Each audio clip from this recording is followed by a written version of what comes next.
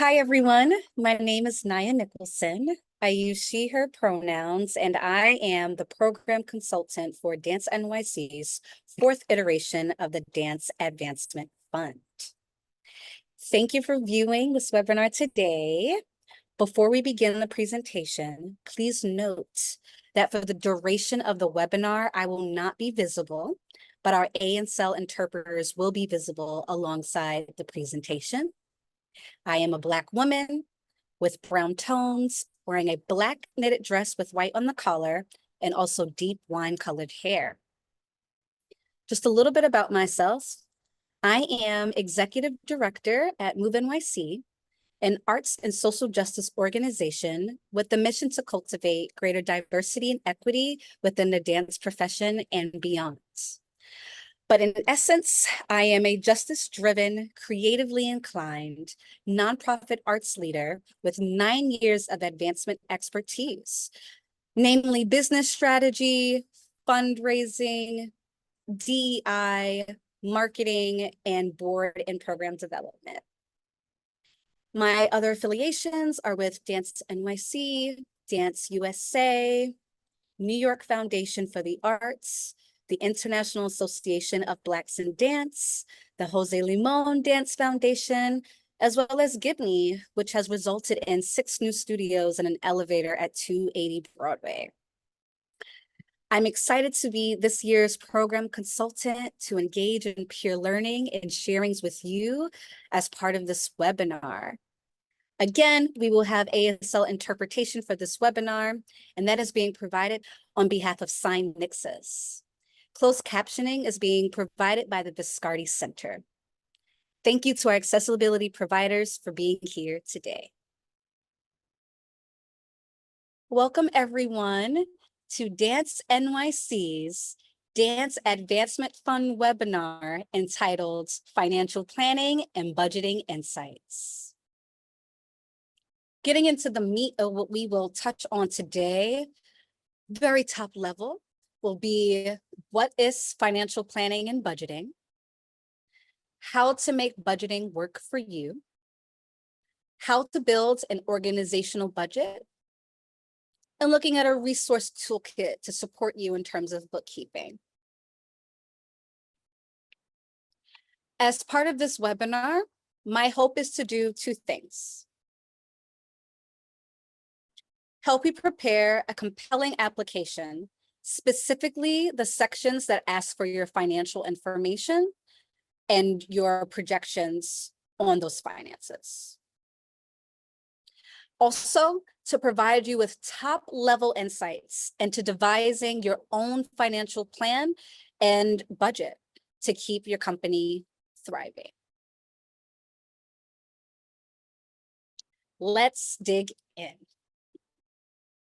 So, what is financial planning and budgeting? Companies with strong financial management are better able to fulfill their mission and deliver high quality services. Your financial plan should absolutely be detailed. If it feels monotonous and very detail oriented, that is correct, and you're on the right path. This level of detail can range from 1 year, your current fiscal year, to a multi-year analysis of your sources of revenue, your use of expenses, and your projected cash flow. All of this will allow you to be sure that all of your expenses and revenue will be planned for and that you'll be able to cover all of them. My key takeaway when it comes to financial planning and budgeting is your vision for your mission, for your projects, what it is that you want to do. As we all know, that requires resources. So as I said, we want to make sure that we have great insights and foresight into planning so that the things that you wish to pursue can actually happen. Budgets. A budget is a planning document used to predict expenses and allocate resources for your organization or company. It details both the costs that your company will incur, as well as the revenue you expect to receive over a set period of time. Again, that could be from 1 year out to 2 to 3 years. Budgeting is a key practice, y'all. It's a key piece of your nonprofit and or fiscally sponsored accounting, all the finances that go along with the operations of your company. While you probably didn't sign up, right, to become an expert in finance or accounting, understanding how to manage your funds effectively will lead to growth, expansion, and better fulfillment of your mission. So my hope today is that I can provide a bit of insight, open the window a little bit wider into this specific area of finance.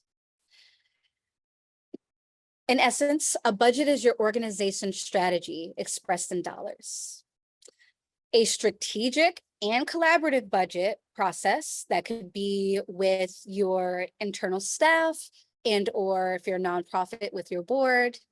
And that collaborative process is essential to ensuring that resources are being used most effectively to meet your mission and that your company remains sustainable and accountable to the people that they serve and what your mission serves. Typically, if you're in a nonprofit or if you are a nonprofit and you have a board, you would have a member of the board as your treasurer.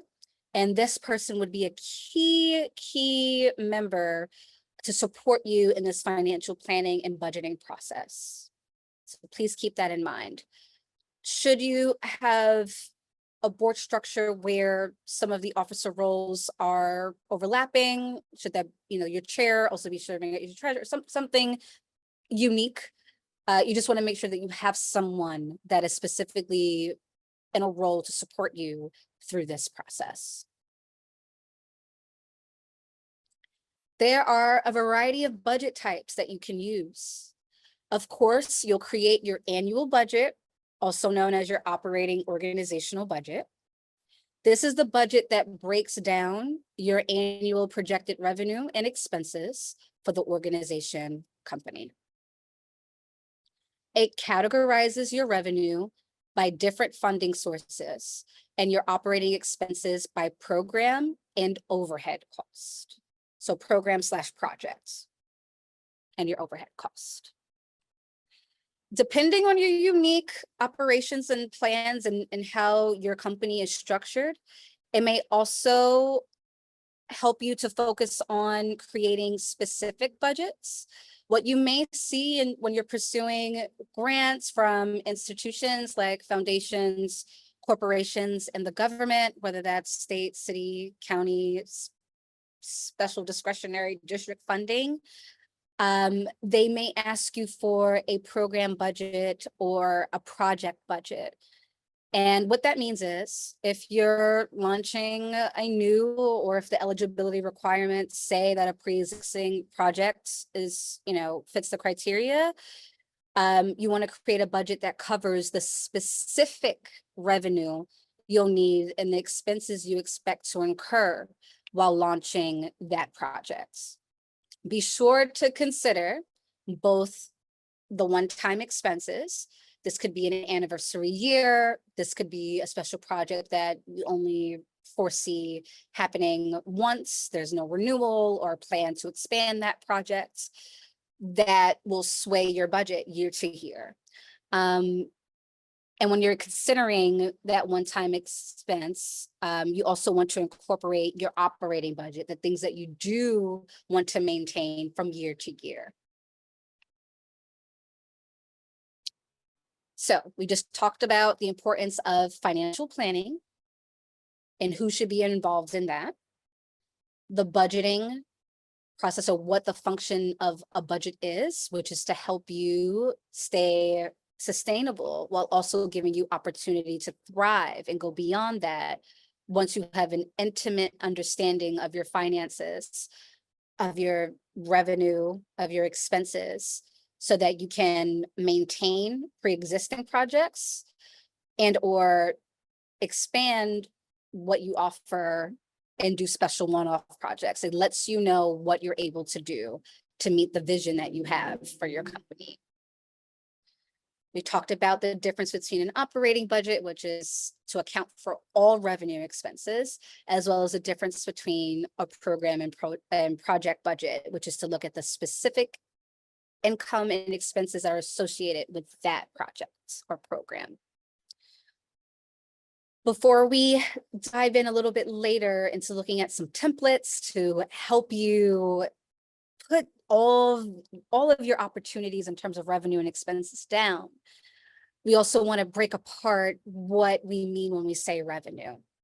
And typically when you're looking at an operating budget, as well as a program or project budget, you will come across income broken out into two major categories, which are contributed income and earned income.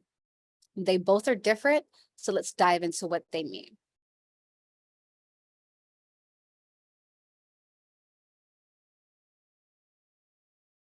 Contributed income refers to donations that are made freely without receiving any goods or services in exchange. Donations and grants are examples of contributed income. Another example would be in-kind donations, which are just exchange of goods and services, but it's not a cash donation. An example of that would be donated costumes or donated flooring so that you can perform outdoors, donated space for a residency or space rentals, things of that nature. Earned income are funds where the person providing money will receive a good or service of equal or greater value in exchange. Examples of this would be ticket sales, contracted fees, payment for services or work, fees associated with classes, workshops, seminars, as well as merchandise fees. The difference for donors lies when it comes to contributed income and earned income is that only charitable donations are eligible for a tax deduction by the IRS. So that's where, having a nonprofit status or being fiscally sponsored by a 501c3 is important and is a great incentive for donors who are giving in this way, but they can also be recognized and have that tax break. Payments for goods or services don't qualify, which is earned income, because what the donor is receiving is equal in value to what the donor pays, so that it's taking away any charitable intent. So that's the difference between contributed income and earned income. There is a webinar specifically about devising a fundraising strategy, which will go into detail about the breakdown of contributed income, and top of mind that I will name is you'll usually see individuals broken down by donations from the board versus non-board individuals and what that budget plan is. There's also institutions broken down by foundations, corporations, and the government, as well as galas and other special fundraising events on top of cultivation and stewardship events. So all of that, including in-kind donations, would make up your contributed income tracking in terms of where you are with that and how you create your budget. We'll get into that a little bit later, but if you would like more detail about those specific topics, please visit that webinar on devising a fundraising strategy. Okay. So how do we make budgeting work for you? You want to have a clear picture, a great map in detail of your projects and your activities for the year. What if this is a pre-existing project or activity, take a look at how you performed last year. What were your income actuals? And based off of that data, that should give you a sense of how you may perform this year should the conditions be similar. What are your current plans? Are you planning to expand this project or activity to impact more people? Are you hiring more dancers? Are you going on more tours? Or there's residencies? Do you know what's the dollar amount of that? How much of that might be in-kind services? Mark that down as well. You want to track in-kind because you just never know. You would love it. We would love those renewals of in-kind, but if it doesn't come through, you don't want a project to sunset because you don't have adequate resources to keep it thriving. You want to do the same thing in terms of mapping out your, the income and expenses go hand in hand. So, if you're in pursuit of a new activity or project and you may not have, after looking at your contributed income, after looking at your earned income and determining what's the gap that you need to raise and or earn to meet your budget and to have it in the black. Once you know that, you may want to, especially with new pursuits, be very conservative in your budget, maybe discount it by 50, 60%. So if it doesn't come through, it's not the biggest pain point for your budget, but you perhaps can make a plan sooner or later to make up for those funds and or make shifts to pre-existing plans according to what your finances are telling you. And, you don't want to overestimate. There might be so many opportunities for fundraising, for grants, to increase your audience base, but you don't want to overestimate the potential while underestimating the cost of those expenses. So we want to really know the true amount of the expense so that you can make plans for fundraising that are feasible and make sense based on past data. So again, budget according to past data and goals. Consider your overhead expenses. Rely on and create an organized system. We're about to touch on that. Make well-informed decisions based on the data that's presented. Maintain transparency with your board if you're a nonprofit, with your staff and any key stakeholders if you're fiscally sponsored, especially with your fiscal sponsor, as well as the people who are supporting you.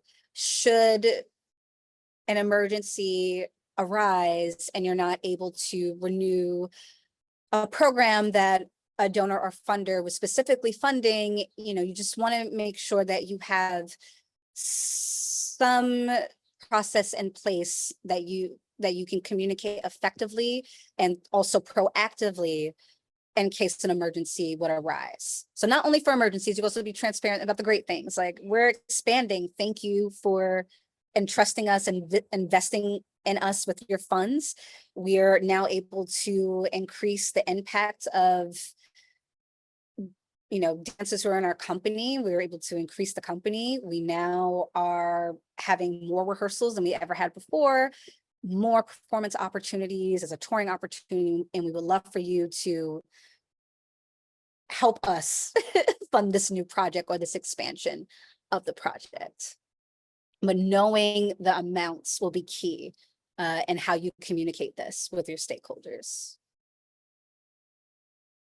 And of course, maintaining accurate and up-to-date financial records is critical for keeping everyone informed and for making good decisions.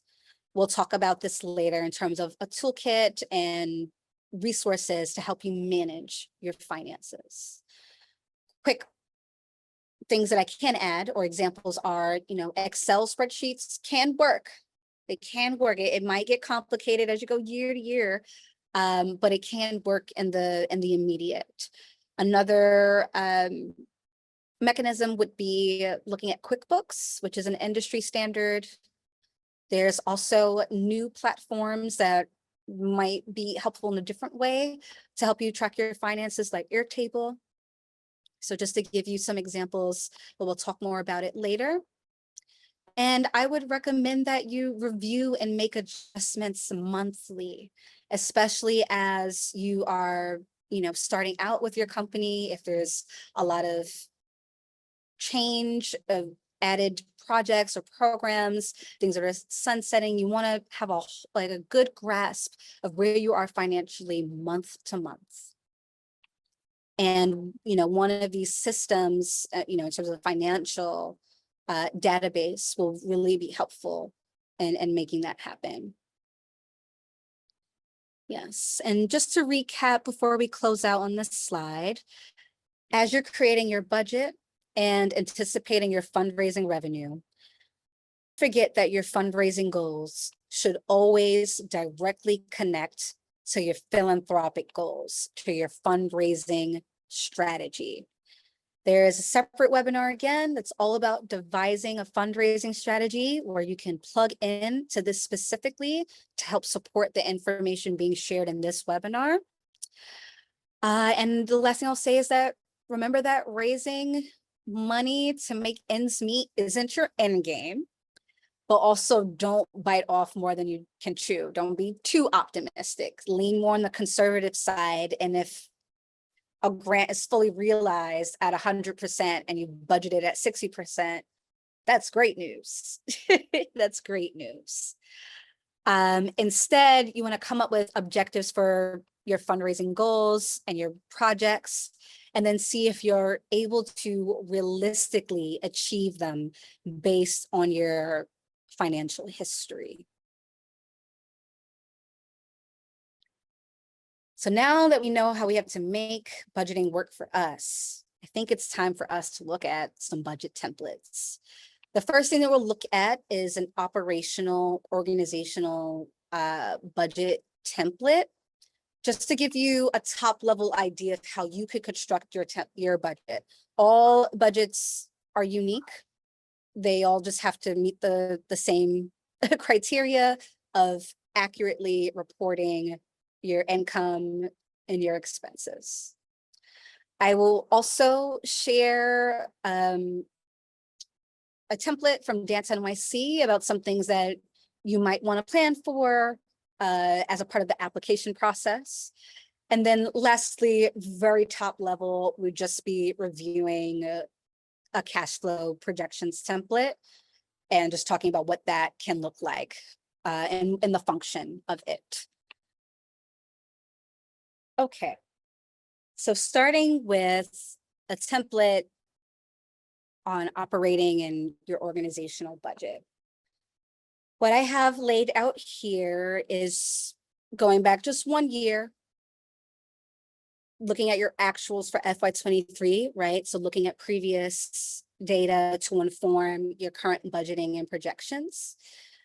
You'll see in row 2 here that says insert your fiscal year period. Not everyone is on a July to June nor January to December fiscal year period. So it's great to just add that for additional clarification for anyone that you're sharing this with. Again, looking at the past to inform the future, you want to include, and of course you can go back further, but typically it's usually 1 to 2 years that a funder or donor would like to see how you've performed to get to where you are today. So if I wanted to add an additional, the FY22 actual, FY23 actuals, what your budget is for this year based on that information and your plans for the current fiscal year. And then as you go along, month to month, and also absolutely quarter to quarter, if you are a nonprofit and have a board, you might meet quarterly and review the finances. The treasurer should definitely update the board on the finances. So you'll definitely do it quarterly, but I would suggest a month-to-month situation. And what you would start with is your income, knowing what you garnered before and that may potentially be renewed or is sunsetting or is on a hiatus, and you have to plan accordingly.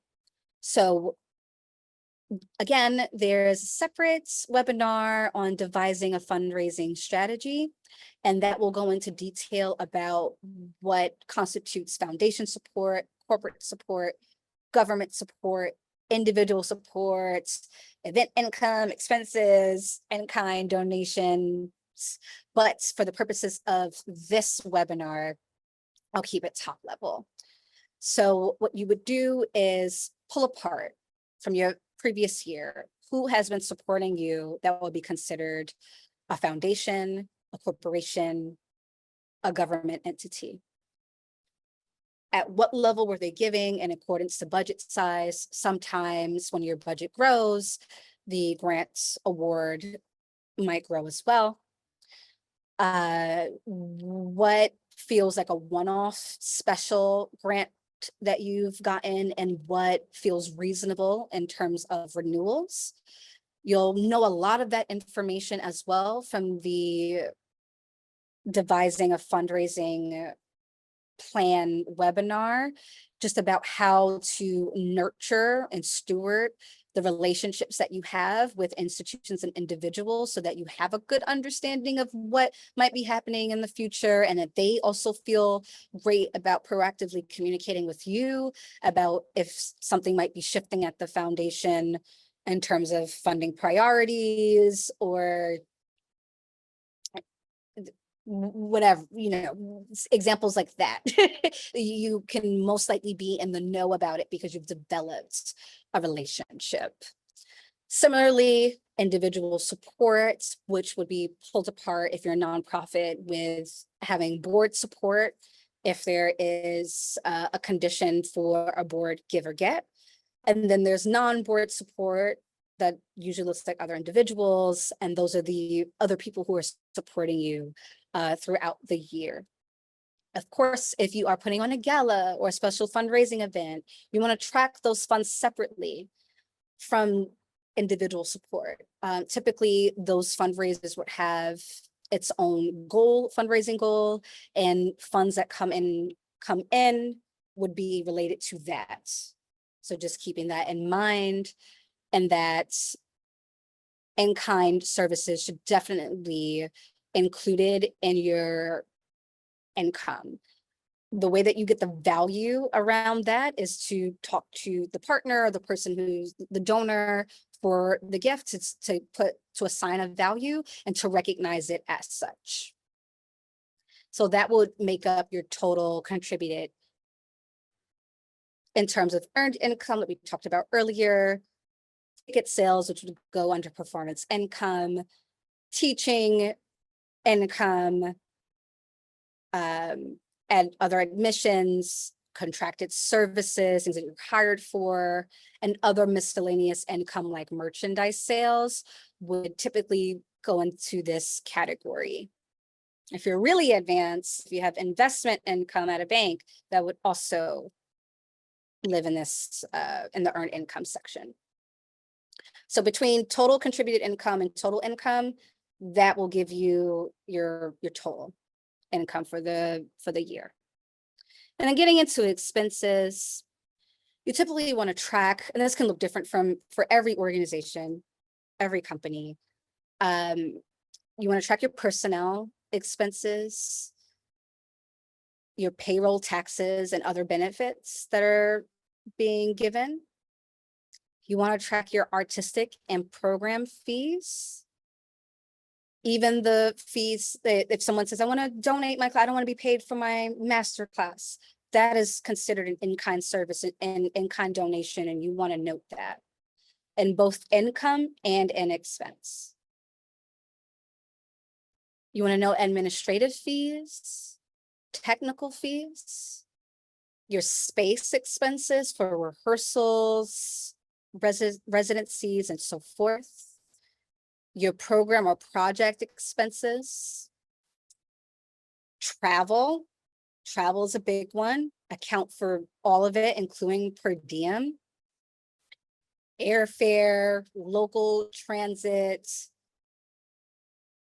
additional luggage that you need to pay for, accommodations, you name it, that's a part of like, particularly like a touring project.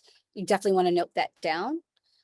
Marketing and communications, all of your advertisements, flyers, brochures, the reels and trailers that you're putting together, advertisements on social media and boosting them, your newsletter, e-blast. Those are the sorts of things that would live in that expense item, as well as insurance. And we just talked about in-kind services. So the main thing here, just to capstone again, is that, you know, an in-kind donated service or good could be used in time, maybe for just 1 year, and not be eligible for renewal. If that expense, let's say, was $5,000, with that, you piloted a new project, you want to keep it going, you find out somehow that the funds aren't being renewed, and now you have to account for $5,000 going forward that you have to raise. So you always want to have those expenses notated.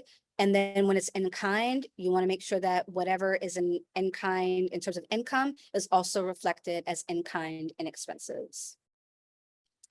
So from between the income and expense, you'll get your net income. And our hope always is that you're in the black, and even better, that you have some kind of surplus. And a surplus, not a dirty word. It's a good thing. It's like a nice savings account. It gives you opportunity to expand and to embark on different things in terms of your vision. With accumulated surpluses, you can create something like a reserve, which could be for capacity building, for staffing, for hiring dancers into the company. It could be to pursue an exciting project somewhere across the states or internationally. Yeah, you know, once you work in that way. So don't get caught up on trying to break even all the time. It's actually a good thing if you are having that level of support. So I'm going to stop screen sharing for a second, and then we'll open up our next template. So now we're looking at a sample budget from Dance NYC to hopefully best support you in successfully completing your application. A lot of the same notes apply, but there are some examples that are in here, so I will keep this portion top level. At the top part of the budget form, if all is the same this year, you would be asked to look at the previous year, FY23-2023, and list your income, your expense, and your surplus or deficit. And you will also be asked to forecast for the year 2024 in terms of your income, your expense, your surplus, your deficit. So again, it's going to be crucial to have a mechanism in place for you to accurately track your finances with bookkeeping, and we'll get into some of those tools, but just know that you want to have those numbers in front of you so that you can successfully complete this application. In terms of other budget information that may be asked of you, again, well, this time starting with earned income, your admissions, your box office, contracted services like touring engagements, tuition, class workshop fees, like lectures, any publications, your fundraising events, and other earned income, whether that was winning an award, royalties for restaging, or other interest. So those are the categories that you can expect Dance NYC to ask you to complete. And then in terms of contributed income, non-government, they break that out. you'll be asked about corporate contributions. In the webinar on how to devise a fundraising strategy, I talk in length about these sections. And one thing that you want to note about with corporate contributions is it's the hardest pathway for success, mostly because you need a direct contact to the decision maker to advance that budget line item. So if yours is, not applicable, or in your estimation low, won't be a surprise to anyone on the panel. Foundations, you want to list who you're getting the funding from in terms of the total of those gifts. Individual contributions, you want to look at that, in its totality. Well, actually, they're breaking it out as board contributions, so maybe specific. And then other contributed income could be the other things with individuals and kind donations. I'm actually going to retract that, because in-kind donations is broken down below. So government income will be broken out between federal, just like the NEA, National Endowment for the Arts, state, NISCA, New York State Council on the Arts, or city, which is the New York City Department of Cultural Affairs, local arts councils. Those are the things that you want to list in this section. And then they do parse out and ask you separately for total in-kind or donated goods and services. Should someone donate their bookkeeping services? That would be fantastic when it comes to this webinar and its content. If someone's donating advertisement or printing, studio, rehearsal space, all of those things are fair game. Okay, we're getting to the end, friends. We're almost there.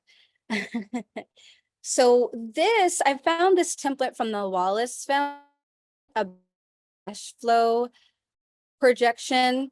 And what it will help you do is to understand how your cash is coming in on a month-to-month basis so that you can operate your company. And with, when you're thinking about your contributed income and your earned income contributed, you're applying for a grant. The decision process may not happen for 3 to 4 months since your submission. Once they make decisions, and if you're awarded, it might take some time for the funds to get to you. So now we're almost, into your third or fourth quarter of the fiscal year. With earned income, if your performances are heavy in this particular season, that's when you'll see that revenue. So a cash flow document would help you to understand how much of your revenue is present on a month-to-month basis. You can even get nitty-gritty on, weekly or daily if that's your thing. But on a month-to-month basis, so that you can still pay your dancers their salaries. You can still pay for your rehearsal space as intended. So that you just know what's happening with your funds and when things can be expected. That is also a really good practice when it comes to your financial planning.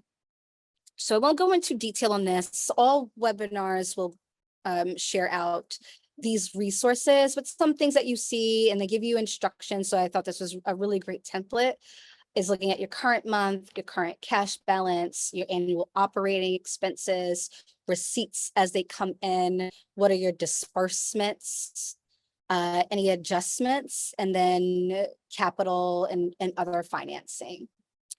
And then when you go into the second tab, this is when we get into the month-to-month flow. So this is helping you to really break down your operating and your organizational budget or your program project budget so that you understand how that activity is being best supported. So you can go down these categories, which start with cash receipts, what's happening with your contributions and other support for foundations, corporations, individuals. What is happening with government grants, other revenue opportunities like galas and special fundraising events, and perhaps investment income. Looking at your cash disbursements. So it has a lot of great detail here, and I'll just scroll over a little bit as well, so you can see once all that information is populated, it'll give you the totals so that you know what you can expect on a month-to-month basis when there's a peak or a slowdown that can help you with your financial planning. Okay, we are at the end. We talked about a lot, and I'll recap right before we close, but just to give you some resources to put into your toolkit in terms of bookkeeping, because we talked a lot about the importance of financial planning and that you have to have a budget, and how do you accurately maintain your books, your finances. There are a couple of ways. I mentioned this earlier. Excel can be your friend as long as you are extra detail oriented, and have some restrictions around access and how finances can be manipulated, because one off key can throw off all of your finances. Resources to help you with that would be a financial database like QuickBooks, which is an industry standard, will come with a chart of accounts and classes and expense codes to help you think through all of your projects and how you operate and track income and expenses alongside your budget to support you in looking at those finances and analyzing them on a month-to-month basis, to really support you with your financial bookkeeping. Another tool is Airtable, which has a lot of cool features that you can use outside of finance as well. I've seen people use it for marketing purposes. I've seen people use it for development fundraising purposes. You would really have to customize that source, but it is available to you.